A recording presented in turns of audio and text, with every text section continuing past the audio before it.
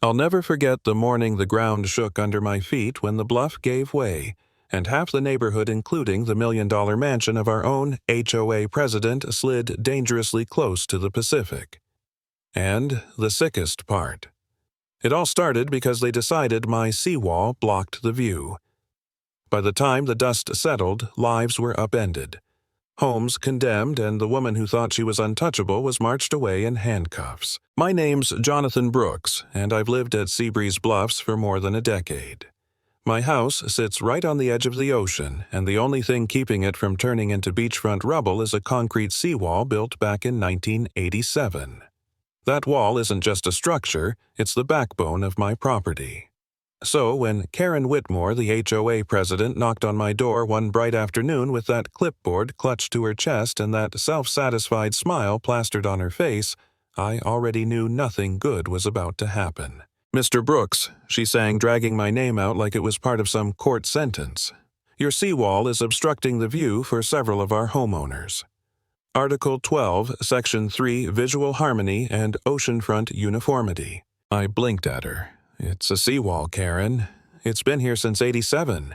It's literally the only reason my house hasn't washed into the sea." She pursed her lips, the kind of look she used when she'd already decided she'd won. "We voted. The wall has to come down." I laughed. Actually laughed. "You mean you and your Chardonnay-drinking cocktail crew decided this between shrimp platters? I've got permits. I've got an engineer's report. That wall is legal, and it's necessary." She tilted her head like I was a child refusing bedtime. "Then I suggest you contact your attorney. Demolition begins next Friday." I stood there, stunned, trying to convince myself she couldn't possibly be serious. But 7 days later, while I was at work, a crew rolled up with jackhammers and a backhoe and started tearing into concrete that had stood for decades. By the time I raced home, half the wall was gone, exposing the soft bluff to the tide. "What the hell are you doing?" I shouted, phone already recording. "This is private property, you're trespassing." The foreman shrugged eyes down. "HOA said it's their jurisdiction. We got the work order." I told them one more swing of that hammer and I'd bury them in lawsuits. They packed up quick muttering apologies, but the damage was done. That evening, Karen strutted down the hill in a wide-brimmed sun hat, looking like she was on her way to a yacht party. She motioned toward the open view, smirking. "See, doesn't that look better already?" "This is a premium neighborhood, Jonathan. Property values depend on views like this. You just compromised the stability of this entire slope," I shot back, pointing to the raw dirt now staring at the ocean.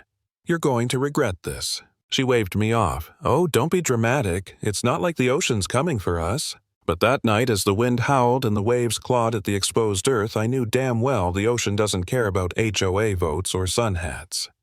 I stood on my deck until midnight, stomach in knots, every swell sounding like a countdown. The next morning, I was on the phone with the city's coastal engineering division. A grizzled inspector named Morales came out, laser scanner in hand. He measured, frowned, muttered under his breath. This wall was load-bearing. Removing it without reinforcement is asking for slope failure. This isn't reckless, it's criminal negligence. Hearing those words was both validation and terror. Morales filed an emergency report warning that if the bluff slipped, it wouldn't stop with my property. It would take out everything downhill, including Karen's infinity pool. I thought that would shut her down. Instead, she doubled down. Glossy flyers showed up in every mailbox. Non-compliant structures. Obstruction of community progress. My house plastered in unflattering photos like I was some kind of hoarder barricading myself against civilization. Neighbors started looking at me differently. Even Leo, the quiet guy across the street who worked night shifts, eyed me like he didn't know what to believe. I started wondering myself. Lying awake at night, I asked, was I the problem? Was I clinging to something outdated while the community moved forward? Maybe they were right, and I was just being stubborn. For the first time, I felt beaten. I actually pictured myself packing up, walking away, letting the bluff take what it wanted. But then, Leo knocked on my door one evening holding the flyer Karen had shoved at him. He shook his head. "She's losing it," he said. "Tried to get me to sign some petition. I told her I'd rather sign a disconnection notice. Don't let her make you doubt yourself, man. She still thinks this is about the view." That tiny sliver of support was enough to keep me standing. A day later, my security cameras caught two men sneaking onto my property at 2 a.m. planting survey flags in the soil. Their van, Coastal Dreams Design Group. I looked them up. No license. Nothing but a shell. That's when I called Marlene Ortiz. She'd once been a state prosecutor for environmental crimes, and when I showed her the footage, she didn't hesitate. "We're filing for an injunction," she said, "and we're pressing charges." But we were already too late to stop what nature had started. Saturday morning, while I poured coffee, the deck shuddered like thunder under my feet. I ran outside. The bluff where the seawall had stood collapsed in a jagged scar dirt pouring into the surf. A drainage pipe snapped, spraying water like a fire hose, and just beyond, Karen's pristine backyard tilted toward the abyss. Her glass railing shattered, one corner of her infinity pool cracked, and a slick of chlorinated water rushed down the slope. By the time fire crews arrived, her entire lower patio was gone. She came screaming down the street, barefoot robe flying, yelling at the firefighters. They said it was stable. They said the slope was fine. But the slope didn't care what they said. Half a dozen homes were red-tagged. The local news aired my video of the demolition crew and the footage of those fake landscapers skulking around at night. The HOA was in the spotlight and not in the way Karen had hoped. Still, she tried to spin it. I got a letter from their attorney blaming me, claiming the seawall had been a shared asset and I'd failed to disclose it. I dropped it on Marlene's desk. She laughed. "This is a bluff. They're hoping you'll settle, but your deed is crystal clear. It was your wall, your property, your maintenance." We didn't settle. We went on the offensive. We filed for trespass, unlawful demolition, misappropriation of HOA funds. And when the insurance companies saw that the HOA had ordered, unpermitted demolition liability fell squarely on them. Premiums skyrocketed. Claims were denied. Board members began resigning one by one. Karen was left standing alone. The turning point came at the city council hearing.